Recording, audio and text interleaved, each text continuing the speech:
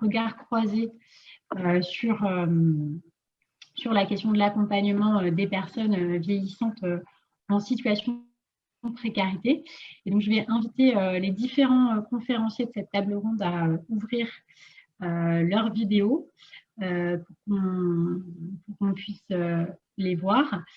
Et donc, nous accueillons sur cette table ronde plusieurs partenaires, plusieurs intervenants professionnels qui vont avoir des regards différents sur la question de l'accompagnement des personnes précaires vieillissantes. Tout d'abord, Andrea Bocaz, donc, qui est psychologue intervenante au Centre d'hébergement de stabilisation servant de l'association du Centre d'action sociale protestant. Charlotte Dubovetsky, qui est chargée de mission à la plateforme Vieillissement et Précarité du Relais Ozanam, qui interviendra avec Eric Lai, qui est président de la pension de famille, le lauréat de l'association L'Oiseau Bleu. Nous aurons aussi autour de cette table ronde Madame Anne Duquelenec, qui est chef du pôle droits fondamentaux des étrangers auprès du défenseur des droits. Et enfin, donc, deux autres dernières intervenants, donc docteur Maï Le Ternier, qui exerce au sein du lit d'accueil médicalisé Saint-Michel, géré par le SAMU social de Paris, et Pauline Gendreau, donc du SIAO 93, association Interlogement 93. Alors, du coup, je vous propose cette table ronde. Elle a vocation à dresser un panorama, alors qui ne sera pas un panorama exhaustif, mais un panorama de la question vieillissement et précarité, la question de l'accompagnement des personnes vieillissantes en situation de précarité, pour pouvoir après alimenter la réflexion de chacun, de chacune, de tous les participants sur cette question, et puis également alimenter les travaux que nous aurons dans les ateliers à partir de la semaine prochaine, des ateliers qui seront plutôt sur les partages, qui sont plutôt visés sur les partages de pratiques. Pour débuter, je vais donc laisser la parole à nos premiers intervenants, donc Charlotte Dubovetsky et Eric Lai. Lorsqu'on parle de la question vieillissement et précarité, et de l'accompagnement des personnes vieillissantes, ce qui nous semble important pour débuter, c'est de laisser la question du choix des personnes, d'aborder cette question-là, puisque ce sont les premières concernées par l'accompagnement des personnes vieillissantes.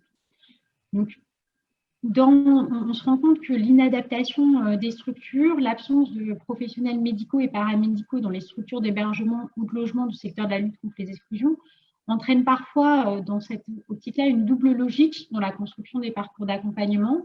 D'un côté, on a la logique du choix de la personne et de l'autre, la logique des contraintes des professionnels qui parfois ne sont pas forcément... ces logiques ne vont pas toujours dans le même sens. Et c'est pourquoi nous avons souhaité donner la parole à Charlotte Dubovetsky, qui a travaillé sur la question du vieillissement en pension de famille et qui est du coup, chargée de mission actuellement sur la plateforme VIP, donc vieillissement et précarité, et Eric Lai, qui est un résident de pension de famille et qui travaille également sur cette plateforme. Donc, sans plus attendre, je vais donc laisser la parole à Charlotte et Eric pour débuter cette table ronde. Bonjour, donc, je m'appelle Eric Lai, j'habite depuis 9 ans à l'île d'Abo, à la pension de famille. Je suis un des premiers résidents, je suis arrivé à l'ouverture du bâtiment. Je me suis beaucoup investi ces dernières années sur les chantiers qu'on a pu faire sur le vieillissement parce que ça me tenait à cœur. Je trouvais ça important de travailler cette question en groupe et pas d'y cogiter tout seul. Donc, bonjour, moi c'est Charlotte Dubovetsky, je suis chargée de mission, comme Clotilde l'a dit, sur la plateforme VIP, Vieillissement et Précarité au Relais Ozanam en Isère. Je suis arrivée il y a quelques années par la porte d'entrée de la pension de famille qui est gérée par cette association-là en tant que stagiaire. Et à la base, la question avait été de savoir est-ce qu'il fallait créer des nouvelles structures spécifiques pour les personnes âgées vieillissantes ou est-ce qu'il fallait développer le réseau et les partenariats pour pouvoir faciliter les éventuelles réorientations. Et du coup, moi, à ce moment-là, j'ai mené 2 enquêtes.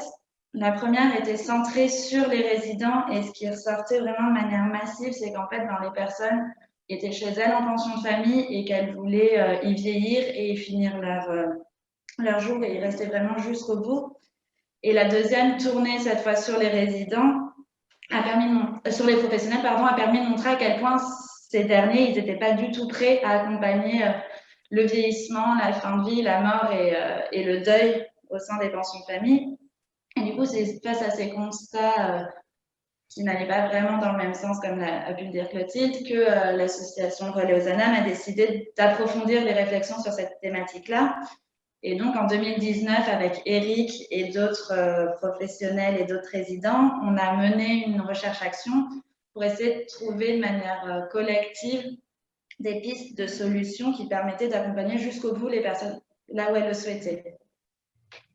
Et aujourd'hui, on est sollicité, et on remercie la Fédération pour l'invitation, pour parler du choix des personnes dans leur parcours d'accompagnement. Et comme notre travail jusqu'à maintenant, il était très centré sur les pensions de famille, ça nous paraissait important de vous parler un peu plus de ces dispositifs-là, et c'est ce qu'Éric va vous présenter maintenant.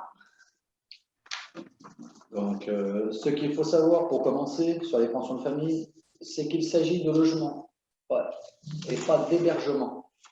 Il n'y a pas de durée de temps prédéfinie. Les personnes qui arrivent dans ces structures ont besoin d'un chez elles. Il y en a. Ils arrivent, ils ne sont pas vieux, mais ils sont usés par la vie. Il leur faut du temps pour faire leur trou ici, pour s'adapter. Une fois qu'ils sont à leur place, beaucoup veulent y rester, finir leur vie et être chez eux. Les professionnels nous demandent souvent si on se sent bien à la pension de famille. On en discute, ils sont à l'écoute, ils ont besoin. Si on a besoin, ils nous orientent vers d'autres professionnels de la santé, par exemple. Ça permet à des personnes de pouvoir donner leur point de vue. Mais on voit bien que dans les situations de vieillissement et de fin de vie, ces échanges ne suffisent toujours pas. Que ce soit sur le plan médical ou plus général, il y a eu des fois où des personnes ont été réorientées dans d'autres structures un peu contre leur gré. Et on voit bien que quand le choix des personnes n'est pas respecté, ça les finit. On s'est bien rendu compte qu'il fallait faire du cas par cas. On pouvait faire une règle pour toutes les personnes alors qu'on est tous différents. Et en même temps, il y avait besoin d'un certain cadre. Je vais laisser parler la parole à Charlotte qui va vous montrer que pour le choix des personnes puissent être connues et pris en compte, un travail doit être fait à tous les niveaux. Parce que ce qu'on s'est rendu compte avec la recherche-action, c'est que souvent, quand on parle du vieillissement en pension de famille, cette thématique du vieillissement et de la fin de vie, elle incombe exclusivement aux professionnels de terrain. En pension de famille, on parle des hôtes ou des animateurs. Et qu'en fait, en plus de ne pas avoir de formation pour accompagner ce vieillissement, il n'y avait pas du tout de cadre de référence sur lequel s'appuyer. Et du coup, en fait, on se retrouvait avec des personnes accompagnées dont le choix n'était pas respecté, non pas parce qu'il n'y avait pas de solution ou parce que ce choix il rentrait pas dans la loi ou quoi, mais vraiment parce que c'était à cause des limites personnelles des professionnels. Et on ne leur jette pas du tout la pierre en disant ça, bien au contraire, c'est que eux non plus, en fait, ils n'avaient pas vraiment le choix ils se retrouvaient un peu avec ce vieillissement qui leur tombait dessus sans y avoir été préparés. Et en fait, quand on regarde de plus près la thématique du vieillissement en pension de famille, on s'aperçoit que ça vient soulever beaucoup d'autres questions qui dépassent largement les murs de nos structures. Et par exemple, si on prend les politiques publiques, on voit qu'actuellement, il y a une mouvance pour mettre l'individu acteur de son parcours et vraiment qu'il ait la place centrale dans son parcours de soins, mais pas que. Et que du coup, il y a tout un arsenal d'aides, de droits, de dispositifs qui existent pour accompagner cette place-là. Sauf qu'il n'y a pas, la prise en compte des spécificités du public n'existe pas. Et là, on dit ça pour les personnes en situation de précarité, mais c'est aussi le cas pour les personnes porteuses de handicap, par exemple.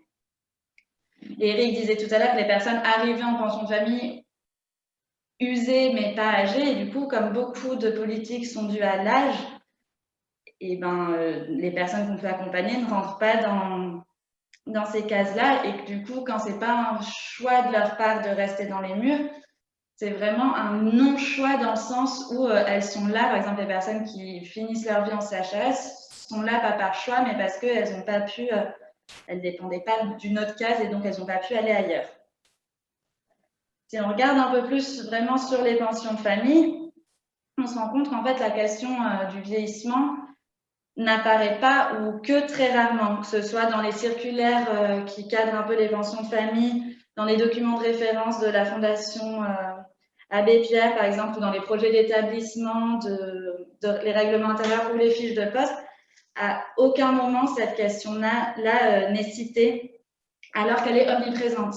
Et elle est omniprésente au même titre, par exemple, que les addictions, pour lesquelles l'accompagnement est plutôt cadré, qui vont après respecter ou non le choix des personnes, mais au moins il y a un cadre, et du coup, ça permet aux professionnels d'accompagner cette problématique avec autre chose que leur bon sens à eux et leur conviction personnelle.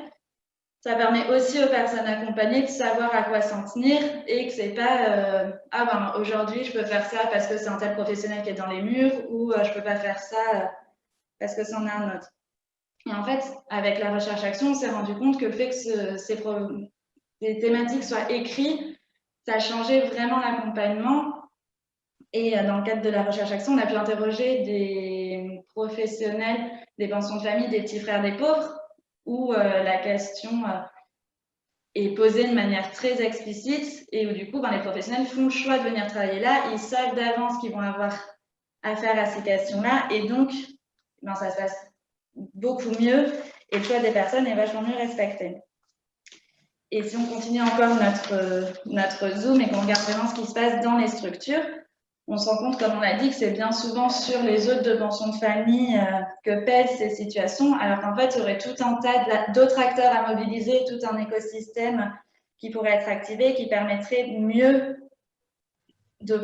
permettrait de prendre en compte de façon beaucoup plus globale ces situations et donc de répondre au plus près au choix des personnes. Et c'est ce qu'Éric va vous présenter maintenant. Ce dont on s'est aperçu avec la recherche-action, c'est qu'il fallait adapter beaucoup de choses, les activités au quotidien, les outils pour communiquer, les bâtiments, et que si tout ça doit être fait par les accompagnateurs, c'est trop. Mais il existe beaucoup d'autres professionnels qui pourraient être interpellés, mais les accompagnants ne les connaissent pas. Et inversement, les professionnels de santé savent pas ce qu'on fait. C'est dommage. Il y a plein de monde qui passe chez nous, les infirmières, les aides à domicile, mais il n'y a pas de lien entre nous tous. Et enfin, on a observé qu'il y avait une ressource qui n'était pas utilisée et qui pourrait bien servir, c'est nous, les autres résidents, les voisins. Les personnes sont orientées en pension famille parce qu'elles sont isolées, le collectif a une place centrale. Des liens forts se créent entre nous et on peut venir en complément, en soutien aux professionnels. Par exemple, on est en train de travailler pour faire des outils adaptés, pour que les personnes puissent exprimer leur volonté, les directives anticipées, mais pas que. Dans le groupe de travail, il y a des professionnels, des résidents. On sait que c'est des sujets pas simples à aborder. Et là, si ça bloque avec les professionnels, on pourra essayer de prendre le relais pour expliquer l'intérêt de ces outils, expliquer aux nouveaux. Des fois, c'est plus simple quand ça vient du voisin. Il y a des fois aussi où on n'est plus au courant des choix des personnes à l'île d'Abo. Il y a eu un décès. Il y a eu des professionnels. Les professionnels ne savaient pas ce que le résident voulait pour la cérémonie. Ils ont demandé à un autre résident qui savait être très proche du fameux défunt. Et lui, il savait, donc les volontés de la personne ont été respectées.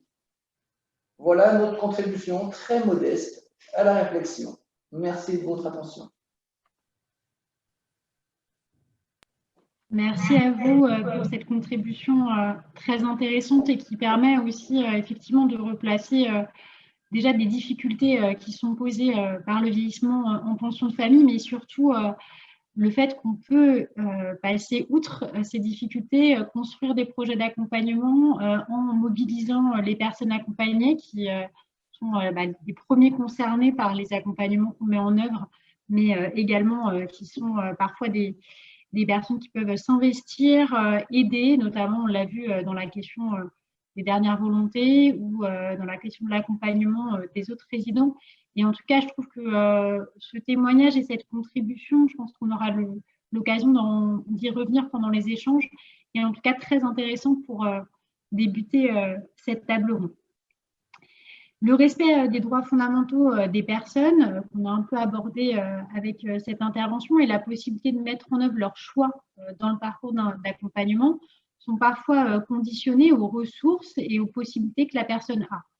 Or, dans le cadre des personnes étrangères vieillissantes qui vont être au centre de la prochaine intervention, on observe bien souvent des ruptures de droits, soit des ruptures de droits sociaux, soit des ruptures du droit au séjour, qui peuvent freiner, voire empêcher la réalisation du choix des personnes. Et donc, pour aborder cette thématique qui est souvent très problématique et qu'on retrouve souvent dans les difficultés remontées par les structures d'hébergement sur le vieillissement des personnes en situation de précarité, nous avons invité Anne Duquelenec, qui est chef de pôle droits fondamentaux des étrangers, auprès du défenseur des droits. Donc, le défenseur des droits a travaillé sur cette question, et je vais laisser Anne Duquelenec nous présenter ses travaux, les difficultés qui sont rencontrées par les personnes, ainsi que le positionnement du défenseur des droits sur ces questions. Merci beaucoup. Je pense que vous m'entendez bien? Oui, tout à fait. Super, merci. Merci beaucoup pour votre invitation. Merci aussi pour la qualité de l'intervention qui vient d'avoir lieu. J'ai bien le sentiment d'arriver après avec un positionnement qui est par la force des choses très différent, n'étant pas au contact direct des personnes concernées dont je parle. Et donc, tout ce que je vais dire est aussi à regarder, à observer avec ce regard-là, où notre contact avec les personnes dont on parle est, pour ce qui nous concerne, plutôt distant et voilà. Je pense que c'est la moindre des choses de le dire et d'être transparent à ce niveau. Alors, pour la défenseure des droits aujourd'hui, comme pour son prédécesseur, la façon dont on traite le droit des étrangers et qu'on respecte les droits des étrangers est un marqueur vraiment important de la façon dont on respecte les droits fondamentaux pour tous. Alors, lorsque l'on parle des personnes étrangères âgées ou vieillissantes, eh bien, ce constat est redoublé, amplifié, puisque ces personnes cumulent au moins deux critères de vulnérabilité. Autant dire que s'intéresser à leurs droits et au respect de leurs droits est au cœur de nos préoccupations très anciennes en fait, puisque le défenseur des droits en 2013 a apporté une contribution très large et très transversale dans le cadre, je pense que vous vous en souvenez, de la mission parlementaire sur les immigrés âgés. Mais ce constat, pourquoi on est allé parler de ça dans le cadre de la mission parlementaire, c'est que les institutions ayant précédé le défenseur des droits, qui, comme vous le savez, a englobé plusieurs institutions indépendantes, eh bien, ces institutions avaient déjà évoqué toutes ces questions, et notamment la HALD, je m'en souviens particulièrement puisque j'en faisais partie. En 2016, il y a eu un suivi de cette mission parlementaire. Là, c'est une façon de dire un des éléments et un de nos leviers d'action qui sont des avis au Parlement. Sauf que ces avis au Parlement, qu'ils soient sur des sujets transversaux ou bien sur des textes précis relatifs aux droits des étrangers, eh bien, on ne part pas de rien. Ce n'est pas parce qu'on nous invite à parler de quelque chose qu'on va se mettre à réfléchir sur la question.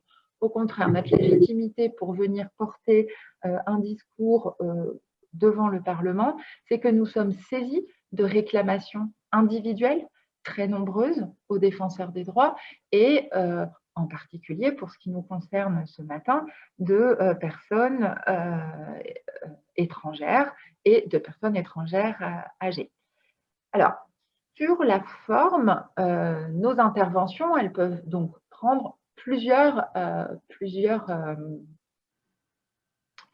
formes, elles sont très diverses, pardon, et elles sont donc ces avis au Parlement, mais le cœur du métier, comme je vous le disais, c'était de recevoir des réclamations individuelles, des personnes qui estiment que leurs droits n'ont pas été respectés. Aussi, ça me permet de revenir un petit peu sur le titre de l'intervention que vous m'avez proposée, sur l'accompagnement de ces personnes, et surtout en intervenant après l'intervention précédente, je tiens à dire que je ne sais pas en fait si on accompagne ces personnes au sens accompagnement comme on l'entend aujourd'hui, comme vos missions l'indiquent. Je pense qu'on a une intervention plus ciblée, moins générale que l'accompagnement, qui est en fait plus de l'ordre du rétablissement des personnes dans leurs droits, ce qui, à mon sens, est très différent. On n'accompagne pas les gens pour faire valoir leurs droits. On n'est pas dans l'accompagnement pour monter un dossier, essayer d'avoir une prestation, etc. C'est pour ça qu'on est en lien très fort avec les travailleurs sociaux qui suivent les personnes, pour que lorsqu'un dossier a été monté, lorsqu'une demande a été faite et qu'il n'y a soit pas de réponse, soit un refus, de savoir si ce refus, il est dans les clous, il est légal, ou bien s'il est complètement, ou c'est une pratique illégale, ou bien elle révèle qu'un texte n'est pas du tout satisfaisant, et c'est là qu'on intervient. Donc, on accompagne la personne dans le rétablissement de ses droits, ou bien en lui expliquant pourquoi finalement ses droits ont été respectés, même si elle n'a pas le titre de séjour sollicité ou l'allocation. Mais l'accompagnement, c'est un mot beaucoup plus, je pense, large, et ce serait faux de dire que le défenseur des droits accompagne avec tout ce que ça recouvre les personnes âgées étrangères. Concrètement, quand on a une réclamation, qui peut être un refus de titre de séjour, le refus de l'ASPA, le minimum vieillesse, le refus d'une demande de nationalité, vous voyez, c'est extrêmement divers, eh bien, la loi de 2011, la loi organique qui crée le défenseur des droits, elle lui donne toute une série de prérogatives pour pouvoir interroger les personnes, on appelle les personnes mises en cause. La préfecture pour un titre de séjour, l'organisme social, etc. On peut lui demander des observations, on peut lui demander des pièces, on peut lui demander de se justifier et on peut lui demander aussi de réexaminer les situations. On a les pouvoirs pour ce faire. On peut aussi, c'est très important pour certains sujets, aller présenter des observations juridiques devant les juridictions saisies. Alors, on ne peut pas saisir nous-mêmes une juridiction. Par contre, quand une personne, pour faire valoir ses droits, a introduit un contentieux, nous, on peut aller, non pas en étant son avocat, en étant l'avocat de personne, si ce n'est du défenseur des droits et de la défense des droits, présenter des observations devant le juge, ce qui est très important, à titre individuel pour faire valoir les droits de la personne et essayer de convaincre le juge de la bonne application de la loi, mais aussi parce que cet argumentaire, une fois qu'il sera publié, nos décisions sont rendues publiques une fois que l'audience est passée, va pouvoir servir évidemment à beaucoup d'autres personnes en dehors de celles qui nous saisissent. On est très saisis, mais ça n'empêche que ça reste rien par rapport à l'étendue et l'immensité des personnes concernées par de telles atteintes aux droits. Sur les sujets de préoccupation, évidemment, quelque chose qui est tombé, sur nos sujets d'intervention et sur lesquels nous sommes saisis, sur lesquels nous avons beaucoup de choses à dire et à faire, c'est très, très, très varié. Je vous ai parlé de refus de nationalité. Alors, on peut intervenir individuellement pour une personne, mais on peut aussi estimer, comme on l'a estimé en 2013, en 2016, que c'est la loi qui est mal faite à ce sujet et qu'il faut la réformer. On a un pouvoir de recommander des réformes. Et évidemment, les deux principales questions qui se posent sur la nationalité des personnes étrangères vieillissantes, c'est avant tout les conditions de ressources, qui ne sont pas en fait des vraies conditions de ressources, mais de niveau de vie et d'intégration, qui posent problème à la plupart des personnes étrangères vieillissantes, au vu de, je n'ai même pas besoin de vous dire pourquoi, vous connaissez par cœur la vie qu'elles ont eue, le peu de droits reconnus, etc. Et puis, la maîtrise de la langue française, qui est en soi une forme d'aberration quand on sait de qui on parle, à qui on parle, alors que la nationalité française, si ce n'est pas une revendication générale, absolue des personnes vieillissantes, quand elle est demandée, devrait pouvoir être encore plus facilitée qu'aujourd'hui, même s'il y a eu des évolutions, on ne peut pas négliger.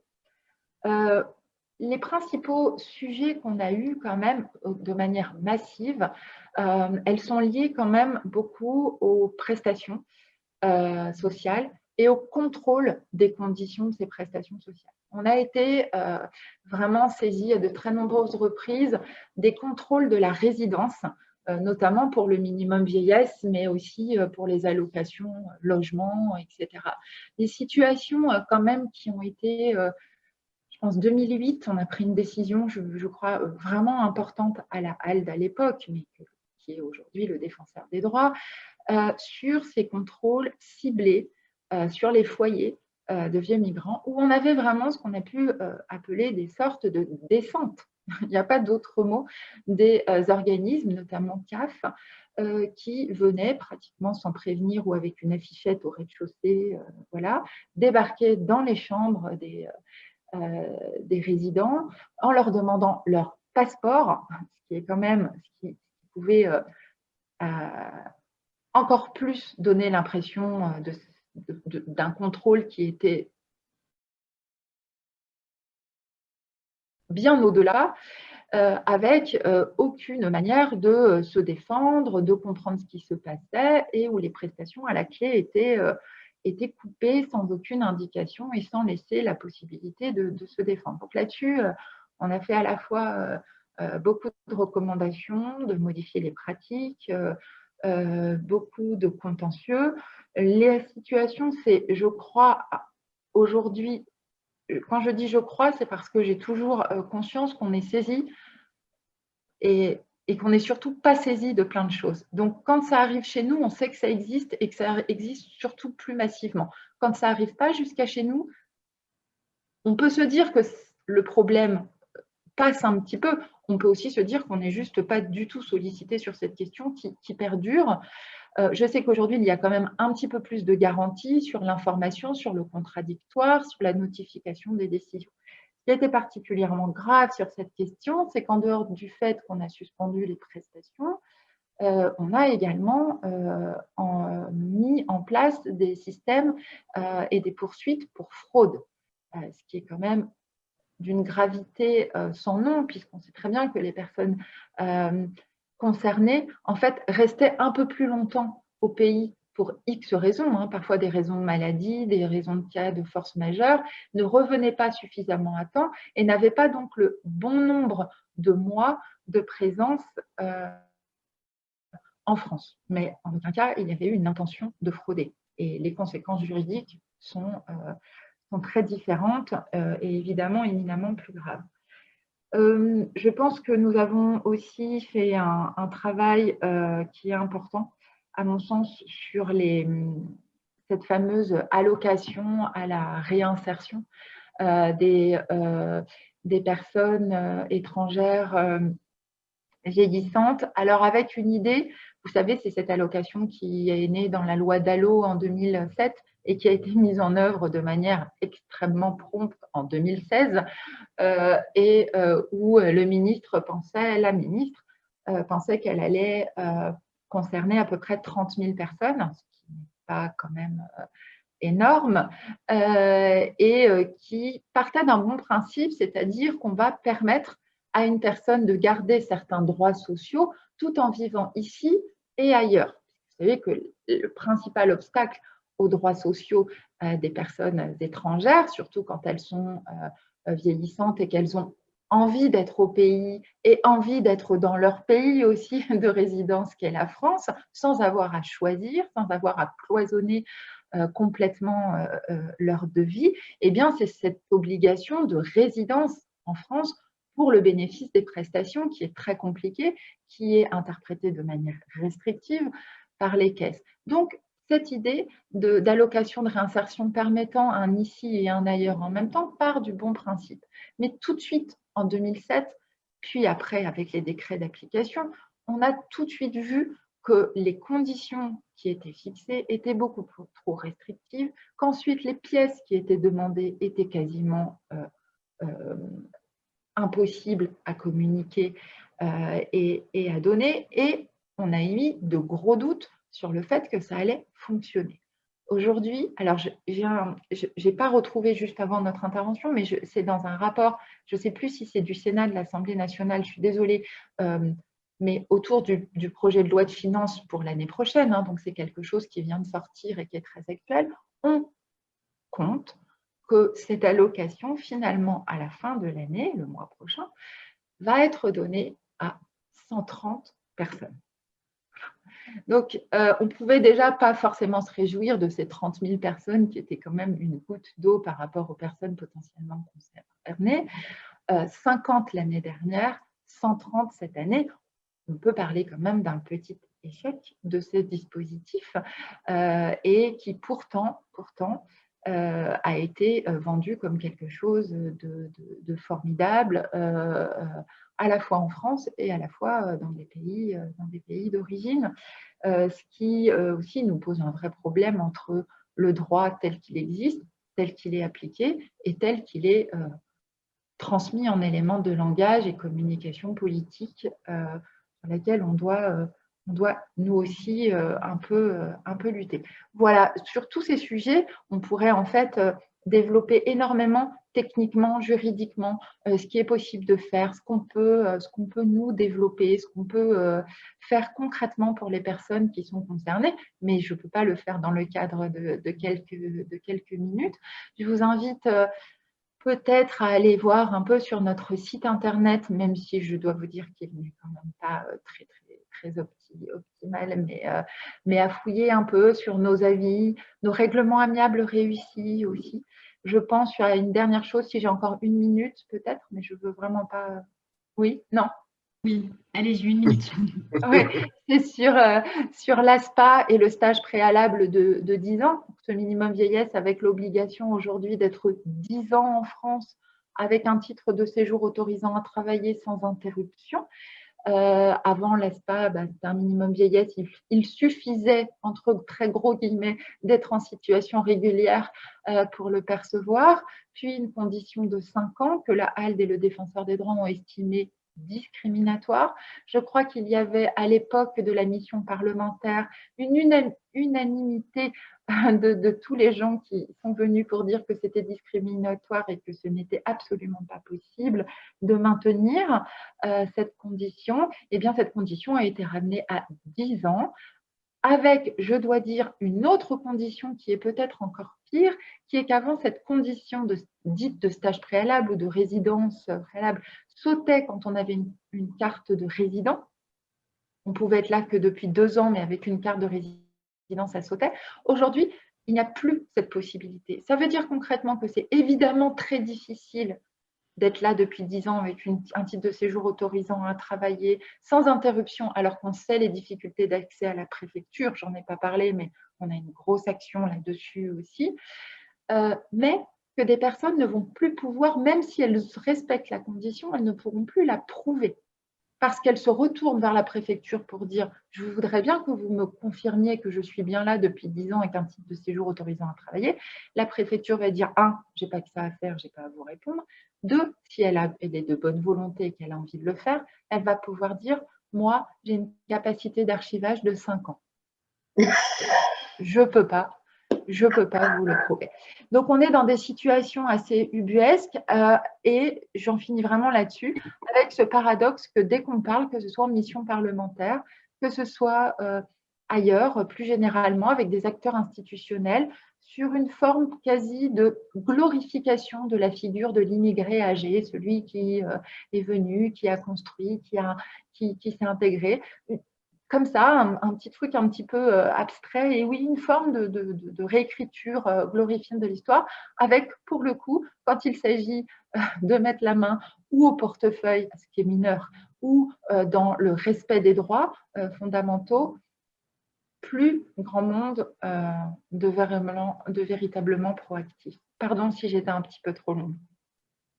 Merci beaucoup pour cette intervention et je pense que ça valait la peine de vous laisser cette dernière minute sur la question de l'ASPA et de la condition de résidence régulière de 10 ans, parce qu'effectivement, nous, dans les difficultés qui sont remontées par les centres d'hébergement lors des formations ou dans ce qu'on travaille, on fait un travail d'accompagnement, de formation des travailleurs sociaux sur les fondamentaux du droit des étrangers, sur l'accès au titre de séjour. Il y a une mobilisation qui est très lourde pour permettre une régularisation de la situation administrative des personnes. Vous avez évoqué la question de l'accès aux préfectures. Aujourd'hui, effectivement, c'est le premier blocage, c'est que déjà, il faut arriver à avoir un rendez-vous, passer toute la période d'admission exceptionnelle au séjour, prouver qu'on est là depuis 10 ans pour avoir, si c'est à ce motif-là que le titre de séjour est demandé. Et après, on se retrouve avec des personnes qui ont une situation régulière, mais sur lesquelles on n'arrive toujours pas à débloquer de solutions de ressources. Alors, il y a les personnes qui sont en situation de handicap, qui ont, alors avec des énormes guillemets, la chance d'avoir l'allocation adulte handicapé, mais sinon, les minima sociaux, que ce soit le RSA, que ce soit l'allocation solidarité personnes âgées, il y a 5 à 10 ans d'attente, et nous, on se rend compte que c'est aussi un vrai frein pour l'orientation, pour le travail dans un projet avec les personnes, parce qu'on ne peut pas orienter vers le logement lorsqu'il n'y a aucune ressource, parce qu'on ne peut pas mobiliser certains services à domicile lorsqu'il n'y a aucune ressource. Et en tout cas, je trouve ça très intéressant que vous soyez également revenu sur cette question qui nous préoccupe largement, et puis l'intégralité de votre intervention. Alors, juste sur ça, vous pouvez de saisine individuelle, de réclamation individuelle, nous saisir quand les personnes ont tenté de faire des démarches, encore une fois, pas dans l'accompagnement avant. Par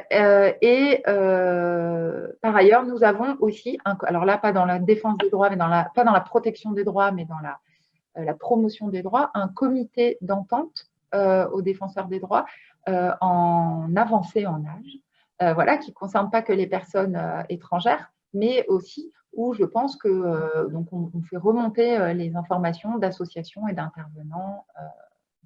Voilà, je voulais vous le dire. Merci. Alors, pour poursuivre ces échanges, nous avons vu avec Éric Lay et Charlotte Dubovetsky le fait que le vieillissement des personnes accompagnées, hébergées et accueillies dans le secteur de la lutte contre les exclusions, il interroge à la fois les personnes concernées, mais également les professionnels qui exercent dans les structures, avec parfois des difficultés rencontrées par les professionnels et des projets d'orientation des personnes qui sont difficiles à définir. Donc, je vais maintenant me tourner virtuellement vers Andrea Bocas. Donc, vous êtes psychologue au sein, et vous exercez notamment au sein du centre d'hébergement et de stabilisation Servant, géré par le Centre d'action sociale protestant. Alors, je vais vous inviter à nous présenter un peu comment vous appréhendez, vous, cette question de l'accompagnement des personnes vieillissantes et comment, en tant que psychologue, vous travaillez tant avec les personnes qu'avec les professionnels, cette question du vieillissement. Bonjour. Oui, donc je vais peut-être profiter tout de suite de l'intervention de la défenseuse de droit. Donc, parce qu'à Servant, donc le centre de stabilisation pour femmes, donc nous accueillons 52 femmes vieillissantes, c'est-à-dire que la plus jeune, elle a 45 ans, et la plus âgée, elle avait 93 ans. Et nous avons donc bien cette problématique des personnes très âgées, donc c'est-à-dire notre moyen d'âge est quand même de 60 ans, qui vieillissent sans avoir administrativement la possibilité d'aller ailleurs, hein, dans une structure médicalisée, et c'est-à-dire que les professionnels, il faut qu'ils acceptent d'avoir quelqu'un qui va rester encore 3, 4, 5, 6, 10 ans avec ces problématiques de personnes âgées sur place. Bon, comment on fait? Donc, je pense que nous, on a de la chance d'avoir une équipe pluridisciplinaire. Donc, on a assistante sociale, animatrice, AMP, psychologue sur place. Et donc aussi toutes les autres équipes. Et je pense que c'est extrêmement important aussi d'en parler. Les gens qui s'occupent de tout ce qui est intendance, cuisine, entretien de la maison. Parce qu'au quotidien, on est confronté quand même à la multitude des difficultés présentées par les personnes vieillissantes. On a bien cette problématique double, en fait, aussi bien de précarité que de vieillissement. Et je pense que notre difficulté aujourd'hui, c'est aussi parfois de pouvoir faire la part des choses et avoir ce double regard. Hein, parce que je pense qu'on est devenu relativement performant en disant que, bon, la précarité, on commence à savoir faire. Hein, les personnes qui sont dans des processus d'auto-exclusion, qui nous mettent devant nos limites, etc., etc. Et du coup, on a des personnes qui sont, quand ils se posent, donc on commence à bien le connaître aussi, à aller moins bien et être en perte d'autonomie. Donc, depuis déjà maintenant un certain temps, c'est vrai qu'on fait venir pas mal des services extérieurs, donc les infirmières, les soins à domicile, même pour des personnes qui n'ont pas de titre de séjour, hein, donc c'est possible. Or, on se heurte quand même toujours aussi après à d'autres problématiques où on n'a pas forcément l'habitude d'avoir ce regard personne âgée. Et je pense que c'est important qu'on commence à utiliser davantage aussi ces outils que vous avez cités tout à l'heure pour pouvoir mieux comprendre qu'est-ce qui se passe pour la personne. Hein. Tout en sachant, moi je me pose toujours la question du pourquoi. Hein, parce que ces situations-là nous mettent souvent un peu devant nos limites. On a quelqu'un qui est en perte d'autonomie, qui ne se lève plus, qui fait pipi au lit, qui perd complètement la notion du temps. Bon. Et on ne sait pas quoi en faire. Et on ne sait pas comment l'interpréter et continuer l'accompagnement. Donc, d'une part, ça provoque un épuisement extrême du professionnel, hein, qui parfois n'arrive plus à prendre la distance et a l'impression que le comportement qu'il trouve, bah, c'est de la méchanceté, c'est de la mauvaise foi. Bon, qu'est-ce qu'on en fait? Hein? Donc, on a des réponses techniques et matérielles. Et après, pour moi, il se pose toujours l'éternelle question de l'interprétation du symptôme que la personne nous présente. Hein? Je prends tout simplement, on peut parler d'une personne âgée J'ai qui… cru, j'ai eu un trou dans le son. D'accord. Vous m'entendez ou pas? Oui, là c'est bon. Il y a eu juste quelques secondes, mais on vous entend, merci. Ouais. Donc, des personnes qui n'arrivent plus à entretenir leur chambre, qui font des chutes, où on essaye avec toute notre bonne volonté d'intervenir avec l'AMP, l'aider à faire le ménage. Mais la personne, elle refuse de voir que la chambre est sale. Bon. Et ça part crescendo en conflit après avec les personnes qui interviennent. Donc, c'est là que c'est intéressant d'avoir aussi plusieurs personnes qui interviennent pour pouvoir répondre. Parce que tous les professionnels ont leurs limites. À un moment donné, quand il y a quelqu'un qui commence à crier et à vous pousser parce qu'on est en refus d'intervention, le professionnel n'en peut plus. Hein, il y a ce phénomène d'épuisement et une demande du coup aussi auprès de l'institution d'être protégée de cette personne qui est méchante, qui me mène la vie dure, etc. Alors, quel est mon rôle là-dedans? Hein? C'est avoir d'autres regards sur les choses. Et si je prends ce truc basique du ménage, hein, c'est aussi, ça veut dire que pour la personne âgée, il faut qu'elle accepte qu'elle n'a plus la force physiquement de le faire. Après, on peut se poser la question, est-ce qu'elle voit encore bien? Est-ce qu'elle n'a pas de perte au niveau de la vue, tout simplement, hein? Et parce que, voilà, cette question d'avoir aussi une grille de lecture plus géronto, entre guillemets, est intéressant pour pouvoir interpréter le comportement de la personne à un autre niveau. Hein, parce que les personnes âgées, voilà, donc il y a beaucoup de travaux là-dessus, développent aussi tout un tas de comportements pour pouvoir faire avec la perte d'autonomie. Et c'est souvent des comportements qui sont un peu agressifs vis-à-vis de l'environnement.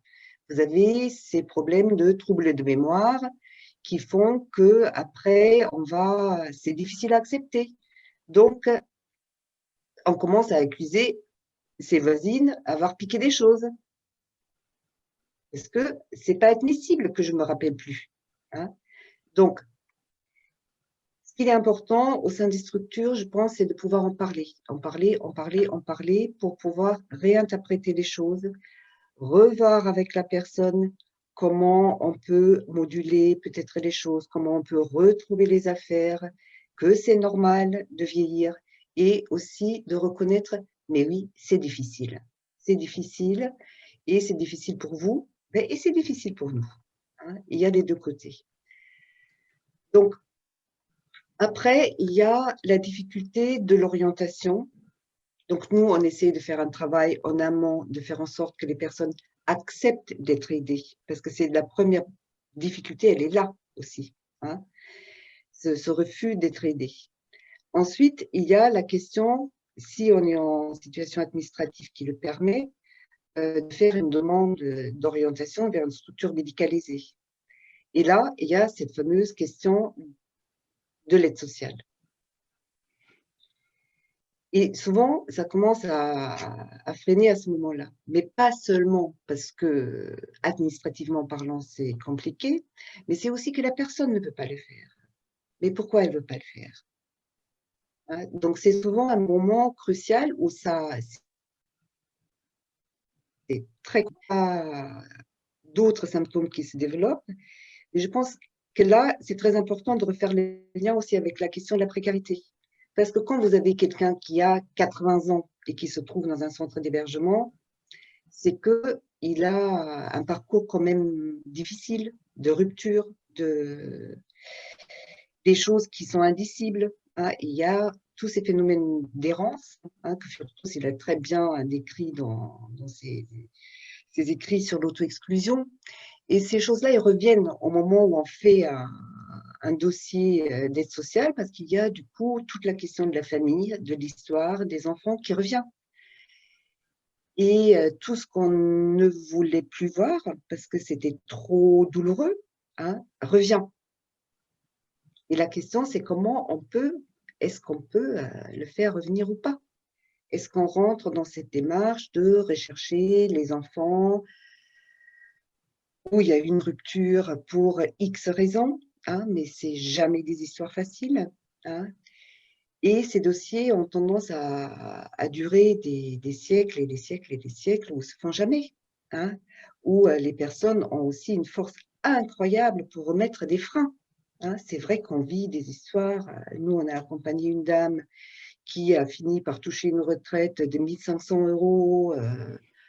Bon, et c'est vrai que tout le monde s'est demandé, mais qu'est-ce qu'elle fait encore chez nous? C'est juste pas possible. Hein. Donc, il faut absolument qu'on arrive à l'orienter. Ping, on prend un premier rendez-vous pour faire le dossier. Il y a grève au bureau d'aide sociale. On remet ça plus tard. Bing, elle tombe malade, elle est hospitalisée. On le remet plus tard, elle retombe malade. Et on a traîné comme ça pendant plusieurs années jusqu'à arriver qu'elle cumulait entre les AVC, le cancer, etc., des choses que on a eu l'autorisation finalement de l'aide sociale pour un placement 1 semaine avant son décès. Donc, on a fait le choix de l'accompagner jusqu'au bout, parce qu'à un moment donné, c'était aussi la question, quel est son choix, quel est le nôtre? Est-ce qu'il y a un entre-deux et jusqu'où on peut s'adapter? C'est des situations extrêmement difficiles où il est également important de ne pas y rester seul et s'ouvrir un maximum à l'extérieur et de travailler avec les réseaux existants. C'est vrai que sur Paris, on a de la chance qu'il y ait énormément de choses qui existent. que tous les services d'aide à domicile sont maintenant quand même accessibles et de faire intervenir des gens aussi de l'extérieur, de ne pas vouloir tout faire en interne. Hein, je pense que c'est quelque chose qui est primordial, c'est créer un réseau vraiment d'intervenants qui viennent en plus, mais en même temps, ça demande un temps fou de coordination à l'intérieur de la structure. Hein. Et c'est là que c'est peut-être le plus difficile, parce qu'il faut vraiment de la continuité au niveau de la communication. C'est la question comment avoir une communication stable à l'intérieur d'une structure et quel type d'informations on remet à quel professionnel, qu'est-ce qu'on peut dire, qu'est-ce qu'on ne peut pas dire, qu'est-ce qui est difficile à entendre aussi pour les professionnels. Là, je parle bien aussi de tous les professionnels parce que souvent, les personnes qui travaillent à l'accueil, qui travaillent la nuit, ils sont confrontés à ces personnes qui vont mal et qui parfois risquent de mourir. Hein. Donc, on a eu des décès sur place. Et c'est des personnes qui ne sont pas formées pour y faire face et qui ne sont pas venues travailler pour ça. Hein. Et on entend souvent, mais pourquoi on la garde? Elle n'a pas sa place ici. Hein. Ce qui est humain. Hein. Et je pense que pour les institutions, c'est important de prendre en considération aussi cette souffrance-là des professionnels. Hein, et de réfléchir à comment les aider là-dedans. Hein, et quel espace de parole on ouvre aussi pour les professionnels. Parce qu'après tout, une fois que c'est possible d'en parler, c'est possible. On a vu que c'est possible. Mais c'est uniquement possible quand on sait qu'on n'est pas seul avec. Parce que quand on est dans ces problématiques, en plus avec les personnages, on est renvoyé à soi-même, à sa propre histoire, avec ses propres parents, avec ses grands-parents, où on veut toujours bien faire. Et on est dans un cadre professionnel. Donc, c'est la question de la bonne distance est encore plus difficile. Hein. Donc, il faut qu'on s'en donne les moyens régulièrement et par contre, on est aussi dans la limite de ce qui est faisable, même techniquement, je dirais, matériellement sur place. Parce qu'on est dans des questions après que, voilà, il y a des gens qui ne peuvent plus descendre pour manger. Comment on fait pour le ménage, le temps que les personnes n'ont pas encore accès à une aide, voilà, à une aide ménagère ou autre. Et il faut ce temps de coordination au niveau des soins et de toute intervention extérieure. Et également cette présence auprès des équipes pour interpréter, pour redonner sens aux actes qui sont posés par les personnes et par là aussi de notre propre travail. Voilà. Merci beaucoup, Andrea, pour ce témoignage et ce retour aussi qui montre l'importance de travailler tous les aspects du vieillissement de la personne, de l'accompagnement et aussi de prendre en compte à la fois pour les personnes, à la fois pour les professionnels, toute la dimension psychique, je vais dire, du vieillissement, ce à quoi ça renvoie, les freins aussi qui sont posés par le système même. Effectivement, l'aide sociale à l'hébergement qui est nécessaire pour avoir une orientation vers un dispositif médico-social pour personnes âgées. Ça fonctionne avec les obligés alimentaires. Ça veut dire que le département va les rechercher avant d'attribuer l'aide sociale, les enfants, les petits-enfants. Et c'est vrai que c'est aussi un frein psychique, au-delà du frein administratif pour nos publics et sur lequel il est intéressant de travailler. Et c'est d'ailleurs une richesse, je pense, pour le centre d'hébergement et de stabilisation Servant de vous avoir, d'avoir la possibilité d'avoir dans l'équipe ce point de vue d'une psychologue.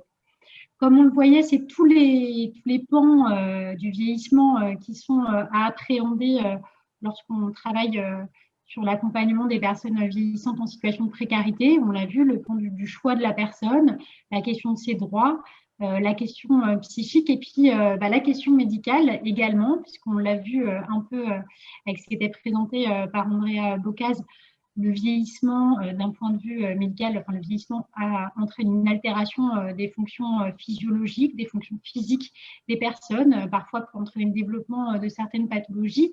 Et les publics vieillissants en situation de précarité, Eric l'a très bien dit, c'est les personnes parfois sont usées par leur parcours de vie et donc peuvent présenter des signes du vieillissement de manière précoce.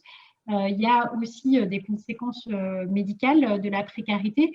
Et pour aborder toutes ces questions-là, je vais laisser la parole au docteur Maï Le Ternier. Donc, vous travaillez au SAMU social de Paris, à la fois dans le lit d'accueil médicalisé de Saint-Michel et également, si je ne me trompe pas, vous assurez les évaluations gériatriques dans le cadre de la mission interface du SAMU social de Paris. Je vais vous laisser du coup vous exprimer sur ce sujet-là et apporter votre regard à cet échange de regards. Oui, bonjour. Est-ce que vous m'entendez? Oui, on vous entend, mais alors on ne vous voit pas.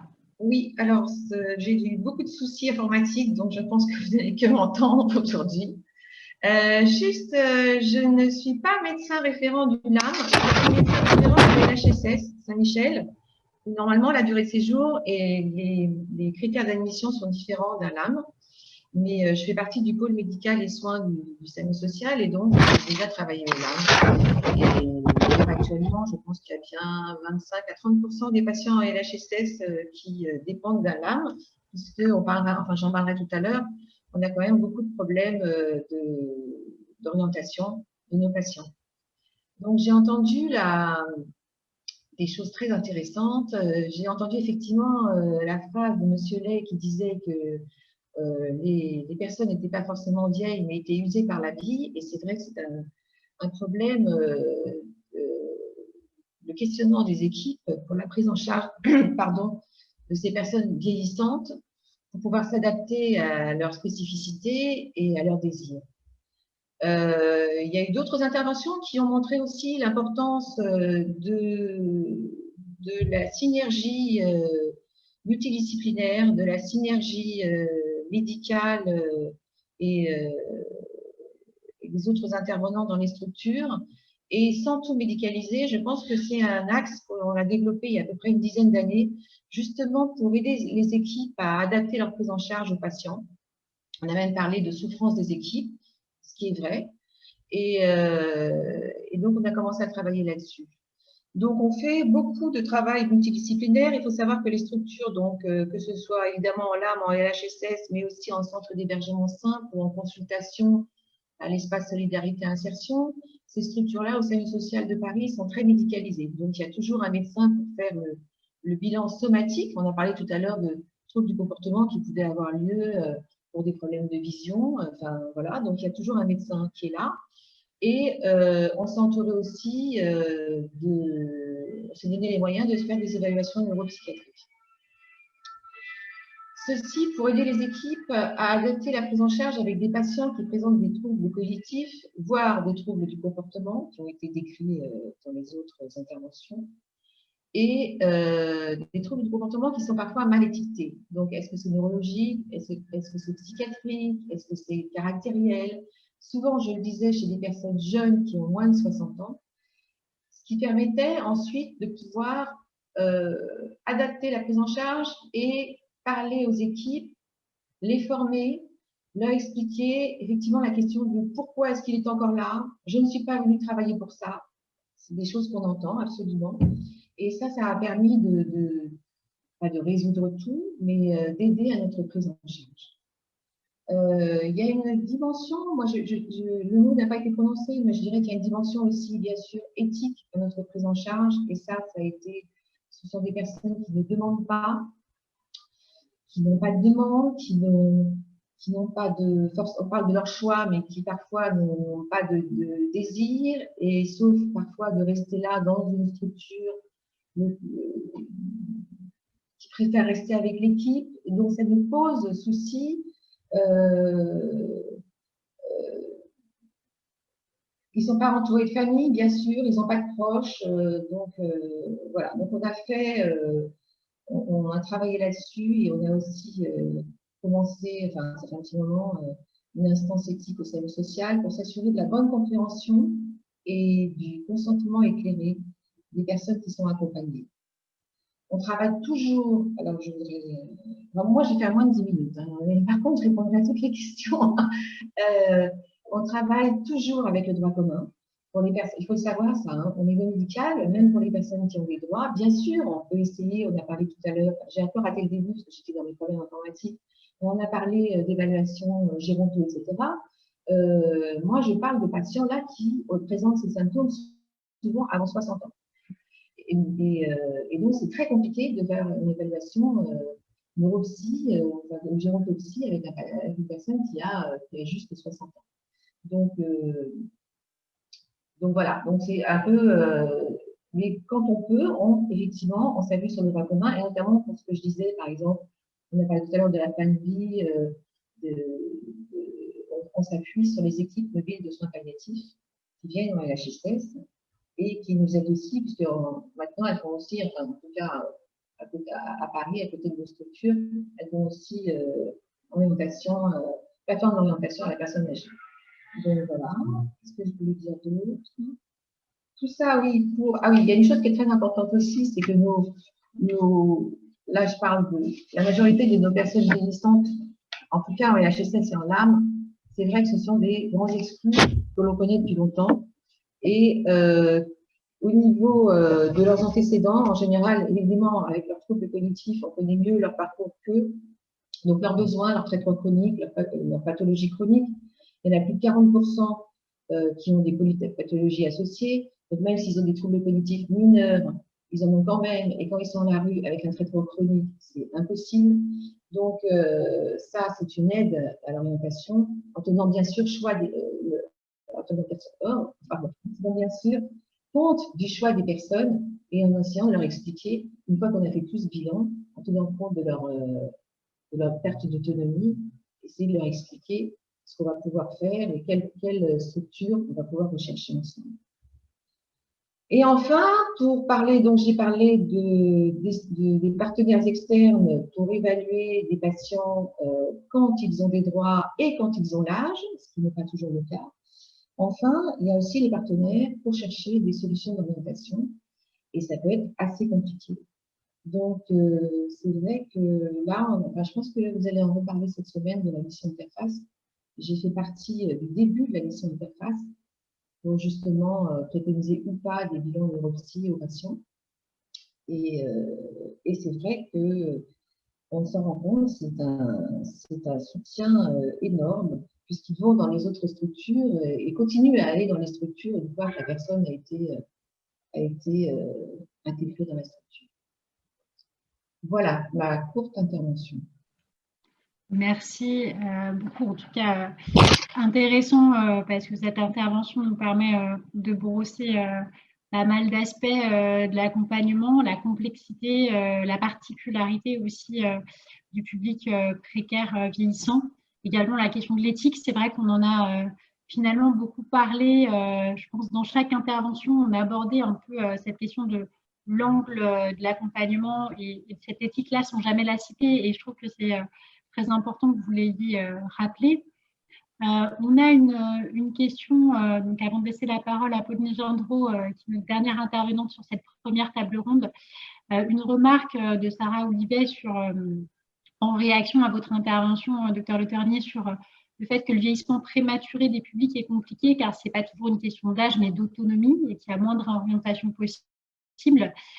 Effectivement, c'est une situation qu'on observe, c'est une situation, je pense, qu'on réabordera tout à l'heure avec Sophie Lascombe et les services et agences de l'État. Cette question des dispositifs pour personnes âgées qui débutent à partir de 60 ans, des personnes qui sont vieillissantes avant 60 ans. Alors, il y a certaines dérogations qui peuvent être trouvées, des orientations vers les structures personnes en situation de handicap.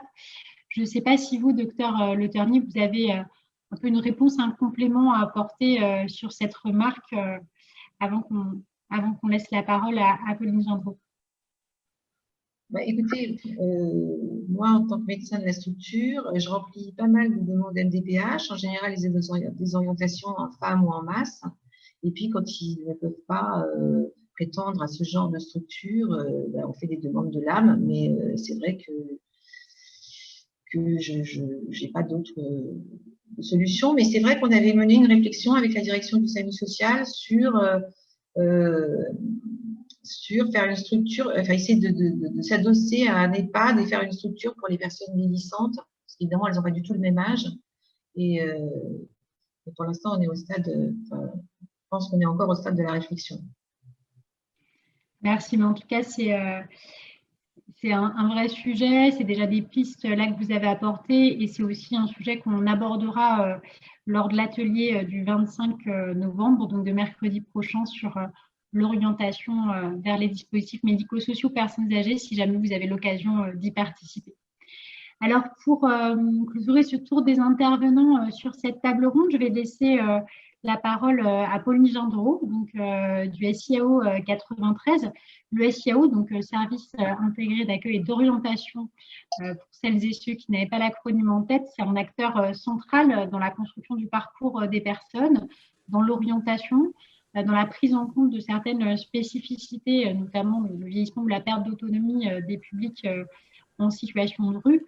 Et donc, je vais vous laisser la parole, Pauline Gendreau, pour un peu nous présenter votre vision, votre point de vue en tant que responsable de l'hébergement au sein du SIAO 93. Comment cette question du vieillissement se pose au SIAO? Quelles sont les difficultés que vous rencontrez dans l'orientation des personnes? Et puis, quels sont les leviers parfois que vous pouvez mettre en œuvre sur cette question s'il y en a? Merci. Bonjour à tous, j'espère que vous m'entendez bien. Donc voilà, Pauline Gendreau, je travaille pour l'association Interlogement 93 et je suis là aujourd'hui au titre du SIAO de la Seine-Saint-Denis. Donc comme le disait Clotilde, service intégré d'accueil et d'orientation qui a un certain nombre de missions, dont celle de l'orientation ou la réorientation des personnes qui sont en demande d'hébergement ou de logement sur le territoire. Donc voilà, merci beaucoup pour la qualité des interventions des participants précédents. Je vais essayer de ne pas faire de redite, mais voilà, tout ce qui a été évoqué, ce sont des choses qui nous parlent au quotidien. L'un de nos objectifs principaux au sein du SIAO, c'est bien de proposer des solutions adaptées aux personnes. Donc, c'est un terme très large qui veut dire beaucoup de choses. Une solution adaptée, qu'est-ce que ça veut dire? Quel est le choix de la personne? Comment est-ce que nous, SIAO, on peut avoir la meilleure connaissance possible du choix des personnes et surtout quelles sont les solutions aujourd'hui qui s'offrent à nous pour qu'on puisse proposer les solutions les plus adaptées possibles. On nous a demandé d'intervenir aujourd'hui dans cette table ronde, notamment pour illustrer un petit peu les difficultés qui sont les nôtres au quotidien. Premièrement, je pense que sur le territoire, en tout cas de la Seine-Saint-Denis, donc voilà, celui que je connais particulièrement, on a une première difficulté qui est justement l'adaptation d'une structure d'hébergement aux besoins et au choix de la personne. On peut parler premièrement de la question de la durée de séjour. Aujourd'hui, on a des centres d'hébergement très divers avec des projets qui sont propres à chaque centre, mais qui disposent tous d'une durée de séjour, ou bien fixés par les centres, ou bien de plus en plus des enjeux de fluidité qui sont là aussi fixés par les services de l'État. Et donc du coup, dans quelle mesure est-ce que les indicateurs en termes de durée de séjour sont compatibles avec le public qui nous intéresse aujourd'hui, à savoir le public vieillissant, pour lequel on sait que les durées de séjour sont de fait prolongées en lien avec des problématiques de santé et des projets d'insertion. J'y reviendrai un peu plus loin, mais des projets qui sont propres aux personnes et qui ne sont pas forcément réalisables en 6 mois, en 1 an, en 2 ans maximum. Concernant cette question des dispositifs à adapter, on a bien évidemment des difficultés à proposer des places aux personnes puisqu'on a des gros problèmes de disponibilité sur le territoire, mais c'est un vaste sujet qui ne concerne pas que ce public-là. Cependant, on travaille de plus en plus avec des dispositifs médico-sociaux pour proposer des solutions aux personnes avec des problématiques de santé ou au public vieillissant. Une difficulté qui est la nôtre au quotidien, ça va être les critères d'accès pour accéder à ces centres-là. On parlait de l'âge juste avant, il n'y a pas que l'âge, il y a la situation de la personne, le public vieillissant, le public à la rue ou qui a vécu une partie de son parcours en situation de rue, il n'y a pas que l'âge qui peut entrer en compte, il peut avoir des problématiques propres au vieillissement des personnes bien avant 60 ans, 65 ans, 70 ans, et on se confronte là à des accès parfois restreints, que ce soit en EHPAD ou en résidence autonomie. On peut travailler aussi avec les structures de soins, mais il faut là aussi rentrer dans un certain nombre de cases. Donc aujourd'hui, c'est dans quelle mesure est-ce que les personnes ont l'obligation de rentrer dans telle ou telle case pour pouvoir être orientées. Ce qui est quand même assez problématique puisque voilà, chaque situation est propre et il y a beaucoup de personnes qui malheureusement aujourd'hui ne peuvent pas accéder à tel ou tel dispositif. Ça peut être des critères administratifs, ça peut être des critères de ressources, des critères de soins, des critères d'autonomie au quotidien. Une autre difficulté qu'on rencontre avec la plupart des centres d'hébergement du territoire, c'est la question du bâtiment. À partir du moment où on parle d'accès à un CHRS pour des personnes avec des problématiques de santé, ça pose la question de l'ascenseur, des chambres en étage, de la cohabitation dans des chambres partagées. Et le bâtiment, on sait que c'est un petit peu le nerf de la guerre puisque ce sont des coûts importants quand une structure s'installe sur un territoire. Et donc forcément, des bâtiments de qualité vont être plus coûteux. Et donc voilà, c'est très difficile aujourd'hui de pouvoir proposer des orientations dans un bâti qui est adapté à des personnes avec des problématiques de mobilité notamment. La deuxième difficulté concernant les orientations ou les réorientations de ces personnes, ça va être le projet. Comment est-ce qu'aujourd'hui le projet de la personne est compatible avec le projet de l'établissement? Un CHRS aujourd'hui a des enjeux de fluidité, j'en parlais tout à l'heure, et vise à accompagner la personne dans un parcours d'insertion. Un parcours d'insertion, ça nécessite, dans la grande majorité des situations, l'adhésion de la personne. Si on prend l'exemple d'une personne de 60 ou 65 ans qui est en situation de rue ou qui est en demande d'hébergement et qui a besoin d'accompagnement au quotidien, un CHRS, ou certains CHRS en tout cas, vont proposer dans leur projet habituel de l'insertion vers l'emploi, de l'accès à la formation. Ça ne va pas être des projets qui vont être compatibles avec la demande de la personne en question si elle a un âge avancé et qu'elle n'a plus pour projet l'insertion par l'emploi. Donc, il va falloir diversifier les modalités d'accompagnement et proposer d'autres possibilités d'insertion qui ne sont pas forcément par l'emploi, par l'augmentation des ressources ou par l'activité économique, mais qui vont pouvoir être peut-être par la resocialisation, par le lien social, l'accès à la culture, l'accès au logement, etc. Une fois que il y a un problème d'accès déjà au sein des structures, mais une fois que la personne est accueillie, là aussi, il y a d'autres difficultés qui se posent. C'est des choses qui ont déjà été évoquées précédemment aussi dans cette table ronde, l'accès aux droits, les délais d'accès pour ouvrir aujourd'hui des allocations, une aide à l'autonomie, l'AAH, peu importe les droits qui doivent être ouverts et qui permettent l'accès au logement et donc un projet pérenne pour la personne. On est sur des délais complètement incroyables sur le département. Il faut constituer un dossier, il faut avoir un rendez-vous, il faut attendre une réponse. Il faut que le dossier soit traité en temps, en heure, qu'il ne manque pas une pièce, etc. etc. C'est autant de freins qui, du coup, vont venir, qui ne vont pas faciliter, en tout cas, le parcours des personnes. L'accès aux soins, qui est aussi pour nous une grosse problématique. Et du coup, on développe actuellement au sein du SIAO 93 un pôle santé qui vise à essayer de trouver, ou en tout cas de chercher des solutions pour améliorer ces choses-là. L'accès aux soins, ça peut être, comme ça a déjà été évoqué, la prise d'un traitement au sein d'une structure d'hébergement quand il n'y a pas de professionnels médicaux sur place. Ça peut être aussi le développement d'interventions à domicile par les SIAD ou par les services de HAD. C'est possible aujourd'hui dans certains centres d'hébergement par des logiques de partenariat de territoire. Si on parle du dispositif hôtelier, par ailleurs, c'est quelque chose qui est beaucoup plus compliqué aujourd'hui. On se heurte à énormément de refus d'intervention.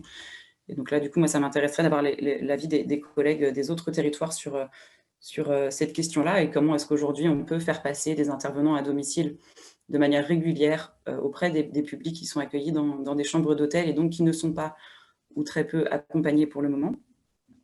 La question de l'accès aux soins, c'est aussi l'inscription dans un parcours de soins qui peut être complexe à partir du moment où il y a plusieurs problématiques pour une personne. Donc le vieillissement, généralement, c'est associé à diverses problématiques de santé qui peuvent être de différents domaines. On peut parler de la psychiatrie, mais aussi des soins somatiques, des pathologies, de la perte d'autonomie. Et le rôle du médecin traitant dans cette coordination de parcours. Et la question, du coup, corrélée à celle-ci, qui est celle du maintien des soins. Quand on a un parcours d'hébergement sur un territoire, un parcours instable avec des changements de territoire, une orientation dans une structure, puis un an plus tard dans une autre, et puis encore dans une autre, parce qu'il y a des déménagements, des réorientations, des fermetures, des ouvertures, etc. À chaque fois, c'est du coup une inscription sur un territoire qui doit être entièrement renouvelé, qui est un travail énorme pour les équipes accueillantes et qui pose un certain nombre de freins. Il y a des territoires sur lesquels il existe un grand nombre de ressources, d'autres sur lesquels il y a beaucoup moins de choses qui sont existantes. Donc, du coup, c'est un travail de partenariat à recréer à chaque fois. Peut-être changer de médecin traitant, changer d'intervenant, si on parle de portage de repas ou de soins infirmiers à domicile. C'est du coup des contraintes supplémentaires qui vont s'ajouter pour les structures. Et du coup, aujourd'hui, nous, on se confronte à pas mal de refus dès qu'on essaye d'orienter une personne qui a des problématiques importantes de santé au sein des structures d'hébergement, puisqu'elles-mêmes ne sont pas équipées suffisamment aujourd'hui pour les prendre en charge correctement. Voilà, donc au sein du SIAO, j'en parlais un petit peu tout à l'heure, on a actuellement un poste infirmier depuis un peu plus d'1 an, qui a du coup pour mission d'assurer une évaluation des situations les plus complexes. Donc une évaluation médicale, sociale et psychique, comme c'est prévu initialement, pour du coup aider le SIAO à cibler quel va être le dispositif le plus adapté à cette personne. Et le poste infirmier, l'infirmière qui est présente, assure aussi une référence de parcours. C'est-à-dire qu'au-delà de rencontrer la personne 1 ou 2 fois pour évaluer ses besoins, on va ensuite maintenir un lien de proximité avec elle et avec l'ensemble des personnes qui la connaissent et qui l'accompagnent au quotidien, pour pouvoir soulager un petit peu les acteurs sociaux et faire du raccrochage vers le droit commun pour que le parcours se suive ensuite de la meilleure manière possible. Voilà un petit peu ce qui existe pour la Seine-Saint-Denis, avec un certain nombre de concertations également qui sont mises en place pour les situations complexes, et notamment une concertation qui est co-construite avec l'hôpital de La Fontaine pour les situations médicales complexes. Et dans cet espace de concertation, beaucoup de personnes sont appelées, en tout cas personnes vieillissantes, peu importe leur âge, mais en tout cas elles ont des problématiques qui peuvent être associées à celles des personnes en situation de vieillissement. Merci beaucoup, Pauline, pour ce retour et ce panorama aussi de comment la problématique se pose pour le SIAO dans la coordination des parcours. Il y a certains éléments très forts qui ressortent, notamment sur la question de la coordination avec les différents acteurs, de la plus-value, par exemple, d'avoir une infirmière au sein du SIAO pour essayer d'accompagner les personnes dans le temps long et de favoriser la coordination avec le droit commun. La question aussi de l'intervention des services à domicile de droit commun dans les dispositifs hôteliers. Et puis, 2 autres éléments qui m'ont paru très intéressants dans cette intervention. L'idée du déplacement continuel des personnes en situation de précarité, des durées de séjour. C'est vrai que c'est quelque chose qu'on interroge aujourd'hui, notamment dans le cadre du développement du logement d'abord. Le fait qu'aujourd'hui, les personnes, selon leurs besoins, c'est les dispositifs qui changent et la personne qui tourne selon les dispositifs. Et peut-être qu'il faudra arriver à penser pour plus de stabilité, pour moins de difficultés dans l'ouverture des droits, plutôt l'accompagnement qui évolue en fonction de la personne, mais la personne qui n'est pas à changer à chaque fois de dispositif. Et la question aussi des projets associatifs, des projets d'établissement. Lorsqu'on évoque tous les établissements qui ont un accompagnement qui est basé sur l'insertion par l'emploi, effectivement, les personnes vieillissantes, les personnes âgées, ce n'est pas forcément les modalités d'inclusion, d'insertion qui correspondent. Et donc, avant, je souhaiterais interroger, du coup, peut-être Charlotte Dubowski sur cette question-là des projets d'établissement, puis aussi d'autres intervenants si vous souhaitez intervenir.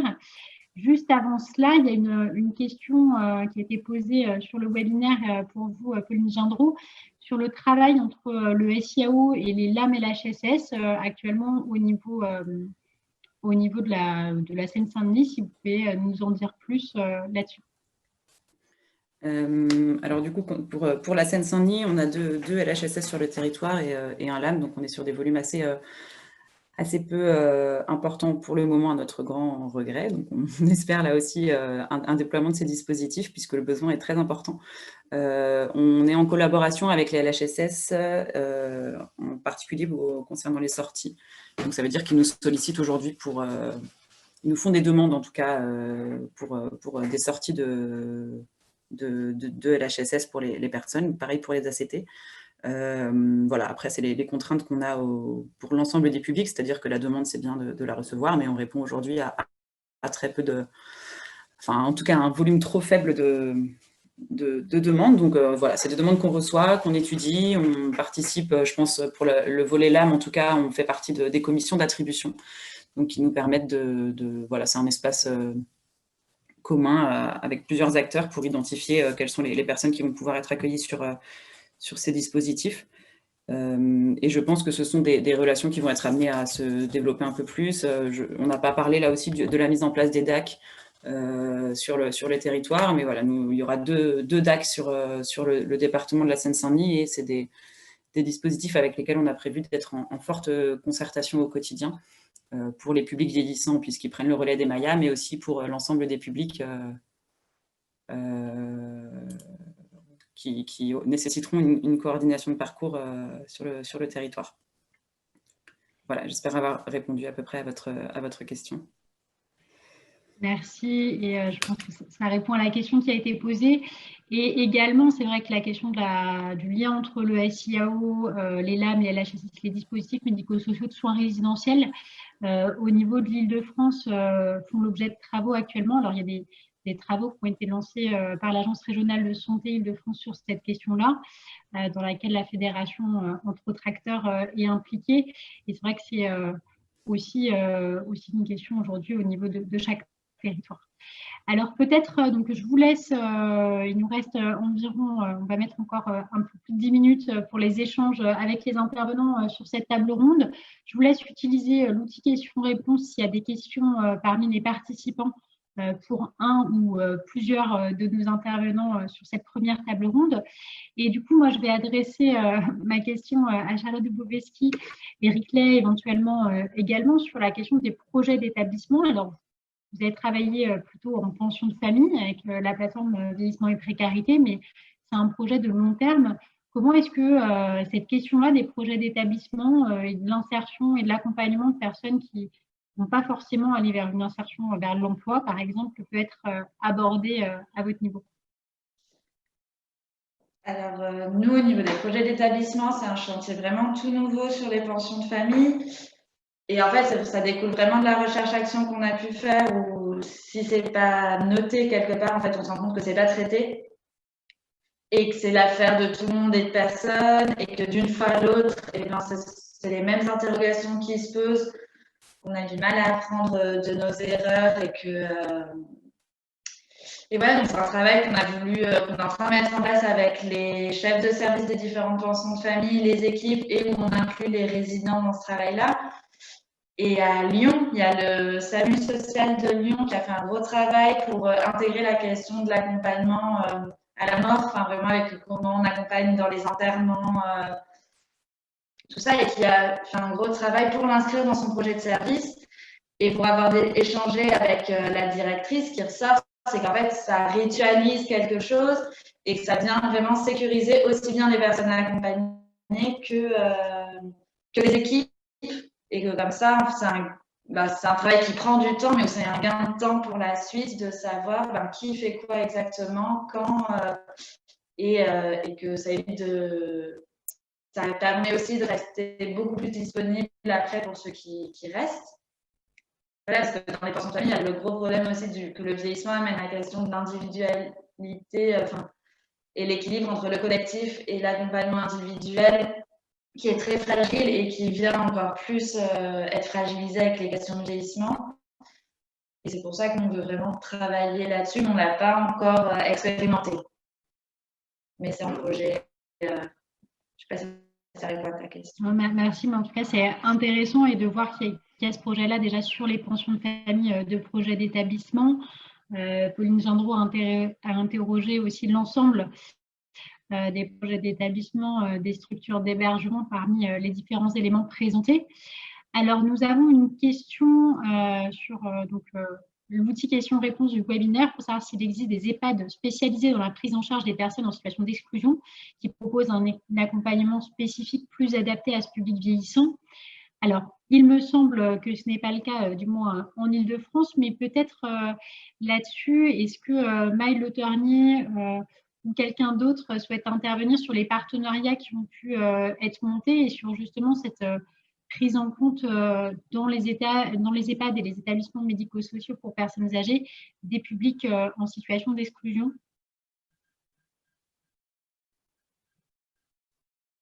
Je ne sais pas si… Oui. Oui, on a fait, surtout avec la mission Interface, depuis quelques années, on a essayé de faire des partenariats avec différentes EHPAD parisiennes et on a pu faire admettre quelques patients. Et voilà.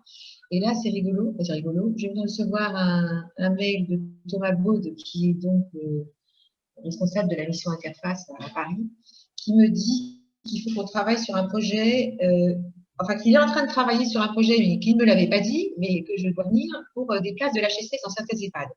Voilà. Donc voilà, ce que je disais, c'est qu'on est au stade de réflexion pour l'instant. On n'a rien de… Alors, vous m'entendez là? Je peux me permettre? Oui, allez-y. C'est Andrea Bocaz. Oui. Donc, c'est vrai que je me fais un peu vieille sur le secteur. Donc, il y a tout à fait des choses qui existent ou qui ont existé. Hein. Donc, il y a en petit nombre, il y a toujours les structures des petits frères des pauvres qui fonctionnent avec des PUV, donc les petites unités de vie, et qui accueillent très, très, très, très volontairement et de manière assez spécifique et chouette les personnes âgées qui viennent de la précarité.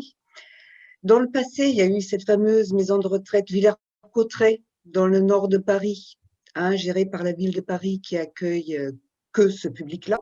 C'est vrai que c'est un établissement qui a changé il y a maintenant 5-6 ans parce qu'il y a eu des énormes travaux qui ont été faits et la structure a été ouverte davantage aussi vers le public tout venant. C'est aussi, ça pose la question, est-ce qu'il faut qu'on aille vers des structures spécialisées ou est-ce qu'on reste sans une mixité? C'est une vraie question. C'est une vraie question où moi, personnellement, mais là, je peux parler que pour moi, je crois plus dans intégrant ces personnes-là aussi dans quelque chose d'ordre de la normalité, soit leur permettre de rester dans des structures telles que la nôtre, parce que c'est des personnes aussi qui sont dans cette errance et dans la précarité permanente et qui n'arrivent pas à en sortir. Et dans le passé, donc c'est vrai que j'ai lâché un peu le morceau. C'est vrai qu'il y a eu tout un travail avec la ville de Paris sur l'orientation des personnes venant de la précarité. Et il y a eu à un moment donné tout un processus pour pouvoir orienter des personnes plus rapidement vers certaines maisons de retraite. Ce qu'on a fait à Servan. Donc on a quelques personnes qui sont dans une maison de retraite à Sarcelles, etc., où ça se passe très bien. Et que parfois, si la personne adhère au projet, et qu'elle est en situation administrative requise, on peut y arriver. Donc, et je tiens à le dire parce qu'aussi dans les établissements, entre guillemets, lambda qui existent, il y a heureusement aussi beaucoup de professionnels qui sont très engagés et prêts à faire ce travail avec le public différent. Tout à fait. Donc là, il y a François-Xavier Turbadeloff, directeur des Petits Frères des Pauvres, qui confirme qu'il y a 2 petites unités de vie à Paris qui accueillent en particulier les personnes en situation de précarité. C'est effectivement des établissements dont nous, la Fédération, on demande la multiplication des petites unités de vie. C'est des établissements médico-sociaux pour personnes âgées médicalisées, mais avec un nombre restreint de personnes. Et ce qui permet, tout comme dans certaines résidences autonomie, où on est quand même sur un nombre de personnes assez restreint, d'avoir une adaptation, une souplesse et d'accueillir plus facilement des personnes effectivement qui ont connu des périodes d'errance. Effectivement, il y a également Anne Laporte-Cavillon, donc, qui travaille au sein des Petits Frères des Pauvres et qui confirme l'action auprès de ce public. Et donc, il nous annonce, et ça, je ne le savais pas, mais donc, il y a une réflexion actuellement pour transformer une des petites unités de vie en EHPAD fléché grande précarité. Il y a eu également un commentaire pour rappeler qu'à La Rochelle, il y avait un EHPAD pour personnes en situation de précarité qui était ouvert. Et il y a encore quelques autres commentaires sur le chat. Alors, le problème est que les publics vieillissants, notamment en pension de famille, n'attirent pas vraiment les EHPAD de droit commun. La problématique alcool est notamment un frein. Alors, c'est le cas. Nous, on voit aussi dans certains partenariats que parfois, les EHPAD, comme les structures d'hébergement, arrivent à travailler cette question-là. Mais ces questions-là de lien avec les EHPAD, c'est des questions qu'on ira approfondir mercredi lors de notre atelier sur l'orientation des personnes. Et il y a ensuite Méline Martin qui nous a donné un lien et une ressource d'un EHPAD à Bobigny qui accueillait en priorité des personnes âgées en situation de précarité. Donc, ça peut être aussi une solution d'orientation. Mais en tout cas, ce qui ressort là des différentes discussions, je pense, et des interventions, c'est que la question du partenariat, de la coordination, de la connaissance entre acteurs est très importante. C'est ce qu'Andrea Bocaz soulignait à son intervention, sur la connaissance des dispositifs et les liens et les dispositifs spécifiques qui peuvent être mobilisés. C'est également ce que soulignait Maëlle Le Ternier. Et ce qu'on voit également tant dans les participations des participants sur l'outil questions-réponses et le chat que dans toutes ces interventions, dans ce que soulignait aussi Maëlle Le Ternier, c'est qu'on a des projets qui sont en train d'être réfléchis, qui sont en train d'être pensés pour faciliter justement l'orientation des personnes depuis les structures du secteur grande exclusion jusqu'aux structures médico-sociales pour personnes âgées. Des propositions également. Alors, nous, au sein de la fédération, mais Sophie Lascombe reviendra dans la table ronde qui va suivre maintenant sur quelques éléments de plaidoyer de la fédération. C'est vrai que nous ne portons pas forcément l'idée de structures vraiment identifiées grande précarité, mais par contre le développement de structures qui permettent de s'adapter aux personnes qui ont connu des périodes d'errance, comme les petites unités de vie, comme les résidences autonomie ou autres. Avant de passer à la prochaine table ronde, je laisse juste un tour de parole de nos intervenants sur cette table ronde que je remercie chaleureusement pour cette participation, pour cette mobilisation aujourd'hui et toutes ces interventions de grande qualité. Merci beaucoup à toutes et tous.